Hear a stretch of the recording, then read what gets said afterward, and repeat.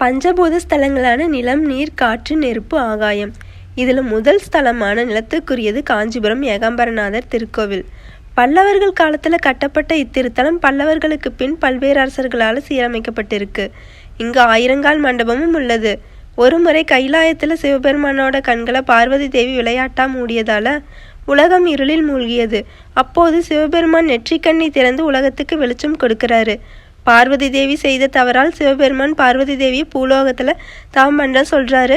பார்வதி தேவியும் கம்பா நதிக்கரையில் ஒரு மாமரத்தின் கீழே மணல் லிங்கம் செய்து பூஜை செய்கிறாங்க. பார்வதி தேவியோட தவத்தை உலகத்துக்கு தெரிவிக்கிறதுக்காக சிவபெருமான் கம்பா நதியில் வெள்ளத்தை உண்டாக்குறாரு. உடனே பார்வதி தேவி மணல் லிங்கம் வெள்ளத்தில் அடித்து செல்லாமல் இருக்க மணல் லிங்கத்தை கட்டி அணைச்சிக்கிறாங்க. உடனே சிவபெருமான் அந்த மாமரத்தின் அடியில் தோன்றி பார்வதி தேவிக்கு காட்சி கொடுக்கிறாரு.